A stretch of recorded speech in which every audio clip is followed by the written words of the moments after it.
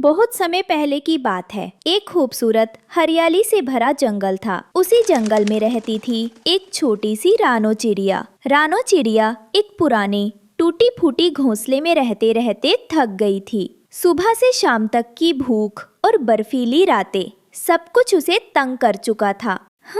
ओह, ये घोंसला कब तक झटपट टूटेगा? पत्तों से कब तक छपड़ी ही मेरा आशियाना बनेगी? मैं चाहती हूँ कोई मजबूत घर हो जो बारिश, ठंड, धूप में सुरक्षित रहे। एक दिन अचानक बहुत जोर की हवा चली, बादल छा गए, बारिश बरस पड़ी। रानो कांप रही थी, चारों ओर पानी भर गया, घोंसला बह गया। अल्लाह, दया कर, ये तूफान जल्दी ठहर जाए। मैं कहीं सूखा और सुरक्षित आश्रय चाहती हूँ। तभी उसे दूर से एक बूढ़े यानी उल्लू की आवाज सुनाई दी। तू क्या कर रही है रे छोटी चिड़िया, इस बुरी आंधी में? मुझे कोई सुरक्षित घर नहीं है उल्लू जी। मेरा घोंसला बह गया, कहीं ठिकाना ही नहीं है। आंधी खत्म हो जाएगी, लेकिन तू नहीं रोकेगी किस्मत की डोर। चल, मैं जानता हूँ, जंगल में एक जगह है जो अक्सर लोगों ने नहीं देखी। वहाँ की मिट्टी अद्भुत है, जादुई है, मिट्टी का घर बनाने को पर्याप्त। यदि तू वहाँ पहुँच सके तो तेरा जीवन बदल जाएगा। जरूर उल्लू जी, मैं जा सकती हूँ, लेकिन रास्ता कैसे है? वो जादुई मिट्टी कहाँ मिलेगी? अगले दिन अंधेरी सी सवेरे रानो उड़ने लगी। जंगल के गहरे हिस्से में पहुंची, जहाँ पेड़ों की शाखाएं इतनी झुकती थीं कि पत्तों के बीच से धुंध छितरी हुई थी। रानो ने अपने पंख फैलाए और हवा काटते हुए चली गई। रास्ते में उसे मिला एक बोहरा के पेड़ के नीचे बैठा एक बड़ा कछुआ। नमस्ते अंकल, क्या आप जानते हैं जादुई मिट्टी का कोई स्थान जहाँ से मैं सुरक्षित घर बना सकूं? अरे हाँ बेटिया, चिड़ियों ने सुना है ऐसी कहानियां। कहते हैं जंगल के पश्चिम दिशा में एक गुफा है जिसमें जिंदगी की मिट्टी दबाई हुई है। वो मिट्टी जहाँ से बना घर मौसम के हर थपेड़े सह सकता है, लेकिन रास्ता सरल नहीं है। घने कांटेदार झाड़ियों, तीरधार पत्थरों से भरा इलाका है। मैं कठिनाइयों से डरती नहीं हूँ मितेश अंकल। कृपया मुझे बताएं कि कैसे जाऊं वहां तक। पहले इस पहाड़ी की तलहटी से उतरना होगा जहां पानी की धारा है। फिर उत्तर की ओर एक झरने से गुजरोगी। झरने के ठीक ऊपर एक पत्थर है बड़े चिन्ह वाला। उसके पास मिट्टी उतनी ही नरम है कि हाथ में चमचमाती लगेगी, लेकिन सावधान रहना, 2 काले सांप वहां रहते हैं। मैं सावधान रहूंगी, सांप से डर नहीं लगता, पर जरूरी है कि मुझे वहां जाऊं। आप कृपया मेरी मार्गदर्शिका करें कछुआ अंकल। ठीक है, मैं 2-3 पहियों तक साथ चलूंगा, लेकिन उसके बाद तुम्हें अकेले ही जाना होगा। यहाँ कुछ रस्सियां ले आओ, रास्ता फिसलन भरा है। रानो ने नदी पार की, झरने से ऊपर चढ़ी। रास्ता पथरीला और कांटों भरा था, होठ फड़कती थी, पंख थक रहे थे। एक पंख टूट जाए तो क्या होगा? लेकिन मैं थमूंगी नहीं। जादुई मिट्टी पाने से मेरा घर मजबूत बनेगा। उसने देखा एक सांप छुपा हुआ है पत्थर के नीचे। सांप ने अचानक सिर निकाला और जहरीली हंसी दी। तू यहाँ क्या कर रही है छोटी चिड़िया? क्या तू सोचती है कि ये घर तुझ जैसे कीमती चीज है? मुझसे मत छेड़, मैं सिर्फ अपना घर बनाना चाहती हूँ, बारिश, ठंड, धूप से सुरक्षित रहने को। तू कितनी निर्भीक है, लेकिन ये मेरी जमीन है, मैं तुझसे नहीं डरता। मैं भी डरती हूँ, पर मेरा घर महत्वपूर्ण है। मैं अपनी मेहनत से, अपने पंखों से, अपनी इच्छा शक्ति से यहाँ तक आई हूँ। ये चिड़िया साहसी है, मैं उसको तोड़ नहीं सकता। और सांप वापस रेंग गया गहरी झाड़ियों में। रानो ने सांस ली, आगे बढ़ी, झरने के ऊपर वाले चिन्हित पत्थर तक पहुंच गई। वहां उसने देखी मिट्टी, लाल सर गुलाबी रंग की, नरम, ठंडी और कुछ तरह से चमचमाती। उसने मिट्टी को अपने पंजों से छुआ। ओह, ये कैसी मिट्टी है? इतनी नरम, इतनी ठंडी, इतनी जिंदा सी। तभी एक धीमी सी आवाज आई, जैसे मिट्टी में से कोई बोल रहा हो।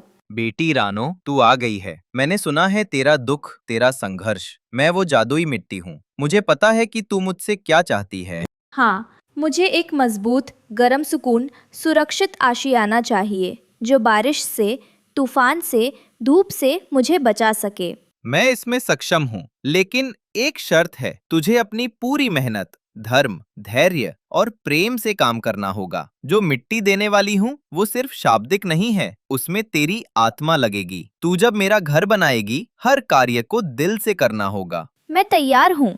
मैं अपने पंखों से, अपने पैर, अपने मन से सब कुछ करूँगी। मुझे ये अवसर दो। रानो ने मिट्टी उठाई, पानी से मिलाई, छोटी छोटी ईंटों सी अस्थायी ब्लॉकों की तरह ढाली। उसने पत्थरों से आधार बनाया, घास से छत की सजावट की और छोटे छोटे छेद खिड़कियों के लिए बनाए ताकि हवा आए पर कि ठंड या बरसात अंदर ना फैले। इधर थोड़ी मिट्टी, उधर थोड़ा पानी। ध्यान से दबाऊं, यहाँ कोने को सुचारू करो, पत्तों से छत को ढके, छेदों को अच्छी तरह बंद करे। रात हो गई, चांदनी आई। रानो ने देखा कि उसका घर पूरा बंद जाएगा, लेकिन एक रात अचानक जोर की ठंडी हवा चली। बारिश की बूंदें बेमियाद टपकने लगी।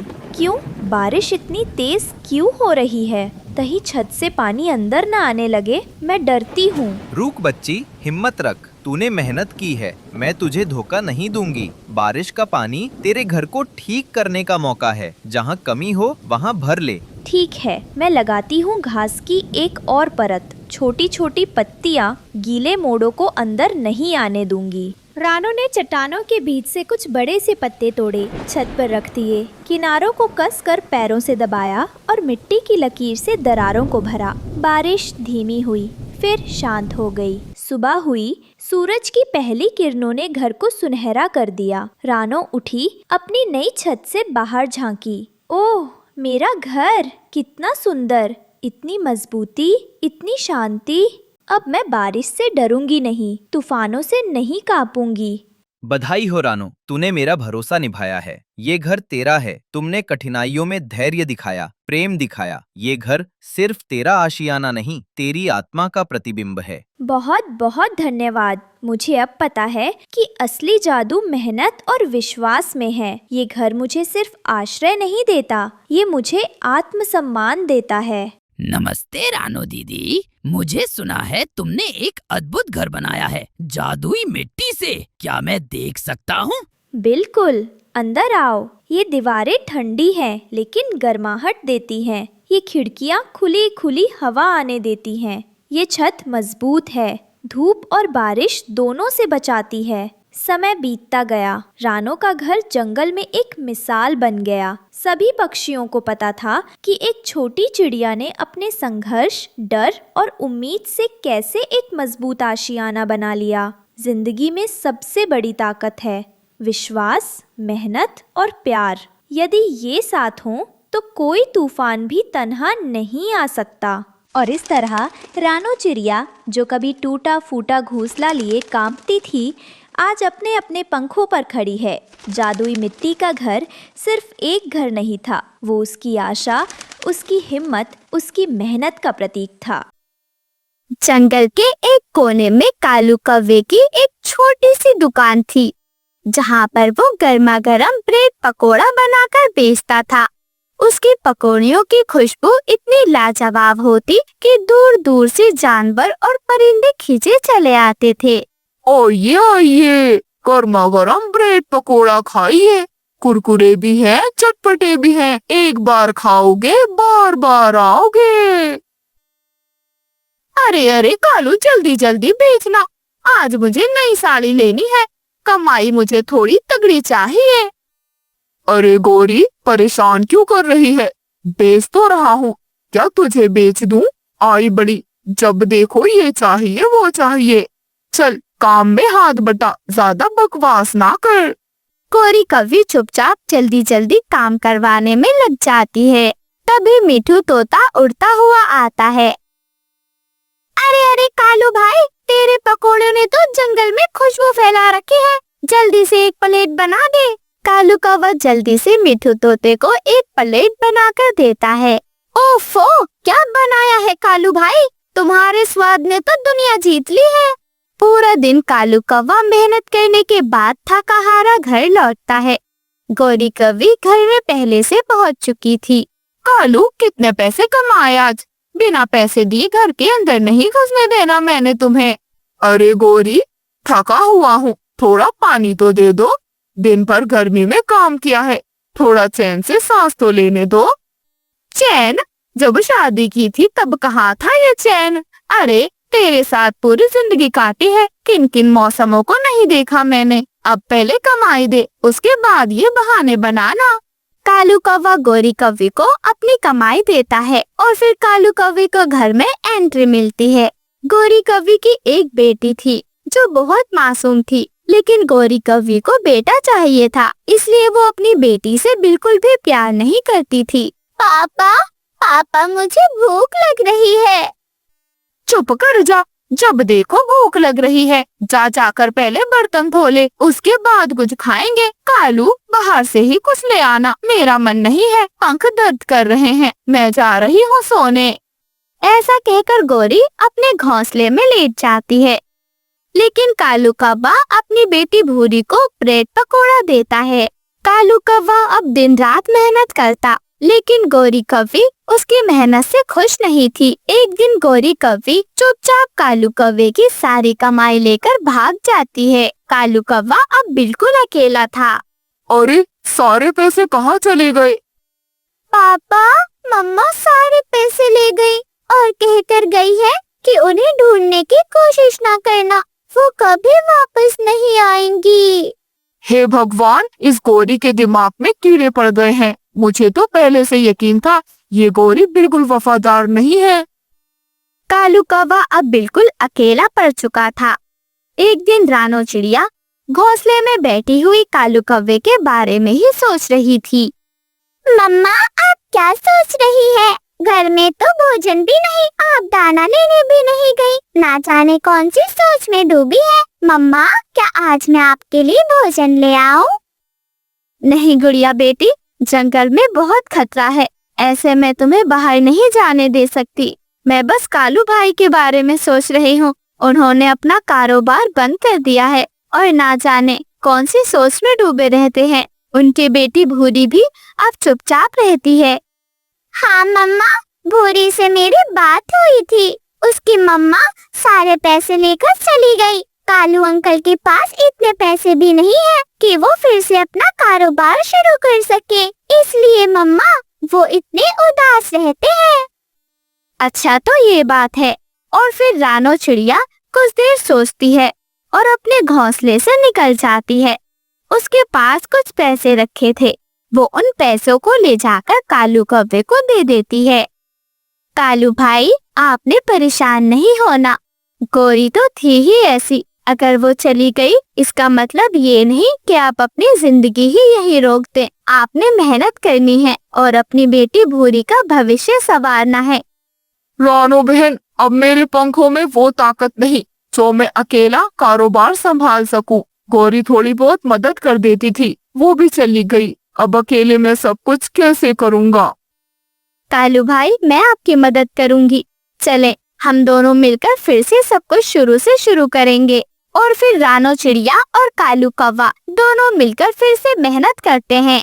रानो चिड़िया गर्मा गर्म ब्रेड पकोड़ा बनाती है और कालू कौवे के साथ बाजार में बेचती है। उनका कारोबार फिर से पहले की तरह शुरू हो जाता है।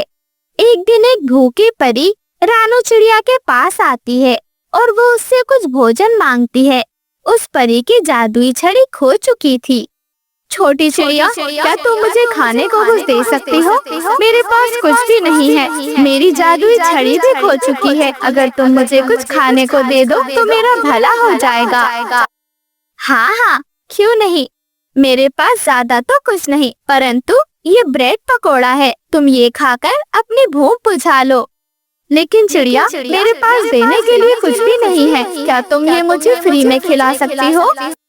हाँ हाँ, अगर तुम भूखी हो तो ऐसे ही खा लो। बात रही पैसों की, तो पैसा ही सब कुछ नहीं होता। और फिर जादुई परी वो ब्रेड पकोड़ा खाती है। रानो, मैं बस जंगल का कोई ऐसा परिंदा ढूंढ रही थी जो निस्वार्थ हो और मदद कर सके। तुमने मेरी परीक्षा को पार कर लिया है। अब मैं तुम्हें एक जादुई घर दूंगी जिसमें किसी चीज की कोई दिक्कत नहीं होगी। और फिर देखते ही देखते वो परी रानो चिड़िया के लिए एक सुंदर पकोड़े का घर बना देती है। वो घर देखकर कालू कौवा, रानो चिड़िया बहुत खुश हो जाते हैं और बच्चे तो खुशी से कूदने लगते हैं। ऐसे ही रानो चिड़िया और कालू कौवे का कारोबार खूब चलता है और पकोड़े के घर में वो हंसी खुशी रहने लगते हैं। रानो चिड़िया का एक ही बेटा था जिससे रानो चिड़िया बहुत ज्यादा प्यार किया करती थी। जंगल में 2 दिन बारिश होने की वजह से घर का भोजन बिल्कुल खत्म हो चुका था। कुकू भूखा था। अब एक माँ अपने बच्चे को भूखा कैसे ही देख सकती है। मम्मा, मुझे बहुत भूख लग रही है। 2 दिन से भोजन नहीं किया। माँ, क्या हम भूख से मर जाएंगे? माँ, क्या हम कुछ भी नहीं खा पाएंगे? नहीं मेरे बेटे, एक माँ के होते हुए उसका बच्चा कैसे भूखा रह सकता है? भोजन खत्म हो गया तो क्या हुआ? देखो, भगवान ने हमारी सुन ली है। बारिश रुक चुकी है। अभी आपकी मम्मा जाती है और आपके लिए भोजन लेकर आती है। मम्मा, मेरे लिए मीठे फल लाना। मुझे मीठे फल बहुत पसंद है मम्मा। हाँ मेरे बेटे कुकू, आप चिंता ना करें, मैं आपके लिए मीठे फल लेकर आऊंगी। आप बस घोंसले में अंदर ही रहना, बाहर मत जाना। बारिशें अभी रुकी हैं, अभी भी चीलों का खतरा जंगल पर पड़ा हुआ है। और फिर रानो चिड़िया ऐसे ही अपने बेटे कुकू को समझाकर भोजन की तलाश में निकल जाती है। रानो चिड़िया तेजी से उड़ रही थी, वहीं दूसरी ओर कुकू इसे गर्मी लग रही थी क्योंकि बारिश रुक चुकी थी। मम्मा को आने में शायद समय लगेगा। एक काम करता हूँ, तब तक नदी से पानी पी आता हूँ। मम्मा के आने से पहले आ जाऊंगा। प्यास भी बुझ जाएगी और मम्मा के लिए भी पानी ले आऊंगा मैं। इतना कहकर कुकू नदी किनारे पानी पीने चला जाता है। वो नदी किनारे पानी तो पी लेता है, लेकिन तभी जोरदार बारिश पड़ने लगती है। बारिश में कुकू चिड़ा पूरी तरह भीग जाता है। जैसे तैसे वो घर तो पहुंच जाता है, लेकिन उसकी तबीयत खराब होने लगती है। मम्मा आएंगी तो मुझे बहुत डांटेंगी। भगवान जी, मेरी तबीयत खराब मत करो, प्लीज मुझे ठीक कर दो। कुकू चिड़ा जल्दी जल्दी खुद को सुखाने की कोशिश कर रहा था। वहीं दूसरी तरफ रानो चिड़िया को कहीं भोजन नहीं मिल रहा था। हे भगवान, मैं क्या करूं? मेरा बेटा कुकू भूखा है, लेकिन यहाँ कहीं भी आसपास भोजन नहीं। भगवान जी, कृपया मेरी मदद करें। रानो चिड़िया इधर उधर देखती है और फिर उड़कर भोजन लेने चली जाती है। रानो चिड़िया काफी देर तक जंगल में दूर दूर उड़ती है और आखिरकार उसे कुछ गेहूं की बालियां मिल जाती हैं। रानो चिड़िया गेहूं की बालियां लेकर सीधे अपने घोंसले की ओर आ रही थी। तभी रास्ते में उसे कालू कौवा मिल जाता है। अरे अरे रानो रानी, सुनाओ कुछ अपनी नई कहानी। कहाँ जा रही हो? कालू, मेरा रास्ता मत रोक, मेरे बच्चे भूखे हैं। बहुत मुश्किल से मुझे ये अनाज मिला है, मुझे जाने दे। अरे तो मैं कौन सा तुझे खाने आया हूँ? मांस खाना तो मैंने कब का छोड़ दिया छोटी चिड़िया। बस मुझे ये अनाज ही तो चाहिए। अगर मैं आज अनाज न लेकर गया तो गोरी मुझे चोंच मार मार के घोंसले से निकाल देगी। तू तो जानती है ना गोरी को। चल अब ज्यादा चूचपड़ मत कर और ये अनाज मुझे दे दे। नहीं कालू, मैं तुम्हें ये अनाज नहीं दे सकती। मेरे बेटे कुकू ने 2 दिन से कुछ नहीं खाया, वो बहुत छोटा है। कृपया तुम ऐसा मत करो। मेरे बेटे ने कुछ नहीं खाया है कालू, मुझे जाने दो। मैं तुम्हारे आगे पैर जोड़ती हूँ कालू। पर जोड़ या कुछ भी जोड़, मैं तुझे ऐसे नहीं जाने दूंगा। मुझे भोजन दे और चली जा, वरना कहीं ऐसा ना हो मेरे अंदर का शिकारी जानवर जाग जाए और मैं तुझे ही खा जाऊं। चल जल्दी भोजन दे और 9-2-11 हो ले यहाँ से। नहीं कालू, चाहे कुछ भी हो जाए, मैं तुम्हें भोजन नहीं दूंगी। मैं भी भूखी हूँ और मेरा बेटा भी। ठीक है, अगर नहीं देगी तो मुझे भोजन छीनना भी आता है चिड़िया। फिर मत कहती फिरना पूरे जंगल में कि कालू बहुत बुरा है, वो पक्षियों का भोजन छीनता है। अरे अब जब पक्षी शराफत से भोजन नहीं देंगे तो छीनना तो पड़ेगा ही। कालू नहीं, ऐसा मत करो, ठीक है, मुझे बस 2 दाने दे दो, बाकी तुम ले जाओ। ये 2 दाने मैं अपने बेटे को खिला दूंगी। अरे छोटी चिड़िया, 2 दाने ही तो तू लाई है, उसमें से भी मैं तुझे दे दूं। चल भाग यहाँ से। सही कहा था मेरी माँ ने, पक्षियों को मुंह ना लगाया करना। छोटे पक्षियों को मुंह लगाया नहीं कि रोना शुरू कर देते हैं। ऐसा कहकर कालू कौवा रानो चिड़िया का भोजन छीनकर वहाँ से भाग जाता है। रानो चिड़िया बेचारी रोती रह जाती है। हे भगवान, मैं क्या करूं? अपने बच्चे को कहाँ से कुछ खिलाऊं? कितनी मुश्किल से ये दाने मिले थे, वो भी दुष्ट कालू कौवे ने छीन लिए। रानो चिड़िया रोती हुई अपने घोंसले की ओर वापस चली जाती है। वो घोंसले में जाकर देखती है कुकू तो बहुत ज्यादा बीमार था। उसकी आंखें बिल्कुल थोड़ी सी खुली हुई थी। वो ठंड से कांप रहा था। उसकी चोंच खुली हुई थी, लेकिन वो कुछ कह नहीं पा रहा था। कुकू बेटे, क्या हो गया आपको? आप इस तरह क्यों लेटे हुए हैं? कुकू उसे कोई जवाब नहीं देता। हे भगवान, मेरे बच्चे को क्या हो गया? मुझे कुछ ना कुछ करना होगा। मेरे बच्चे को लगता है ठंड लग गई है।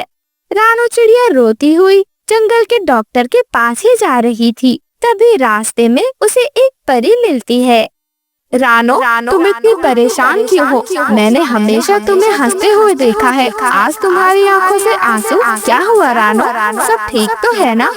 परी जी, कुछ भी ठीक नहीं है। अच्छा हुआ आप आ गई। कृपया मेरी मदद करें, मेरे बच्चे भूखे हैं। आप तो जानती है ना, मेरा एक ही बेटा है कुकू। वो भूख से तड़प रहा था। जब मैंने उसके लिए भोजन ढूंढा तो भोजन भी नहीं मिला। जैसे तैसे भोजन मिला तो कालू कौवे ने छीन लिया। मैं घर गई तो देखा मेरा बेटा कुकू ठंड से कांप रहा है। वो बहुत बीमार है। परी जी, कृपया मेरी मदद करो, वरना मेरे बच्चे को कुछ हो जाएगा। रानो, मैं सब जानती हूँ और इसीलिए तुम्हारी मदद करने आई हूँ। तुम चिंता मत करो रानो, मैं तुम्हारे साथ हूँ। चलो मेरे साथ, मैं तुम्हें एक जादुई गुलाब का घर दूंगी। और फिर रानो चिड़िया उसके साथ उसके घर में पहुँच जाती है। वो परी कुकू को जल्दी से ठीक कर देती है और रानो चिड़िया के छोटे से घर को एक बड़े से गुलाब के घर में बदल देती है। कुकू और रानो चिड़िया दोनों बहुत खुश थे। परी जी, आपका बहुत बहुत शुक्रिया। अब मैं और मेरा बेटा कुकू इस घर में हमेशा हंसी खुशी रह सकते हैं। हाँ रानो, अब ये घर तुम्हारा है और तुम चिंता मत करो। इस घर को अपनी सुरक्षा करना भली भांति आता है। अब जंगल का कोई भी पक्षी तुमसे ये अनाज या फिर इस घर को नहीं छीन सकता। अब मुझे चलना होगा। ऐसा कहकर वो परी वहाँ से गायब हो जाती है और रानो चिड़िया उस जादुई गुलाब के घर में हंसी खुशी रहने लगती है।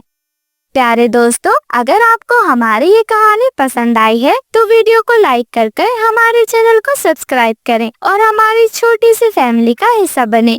आप सभी का धन्यवाद।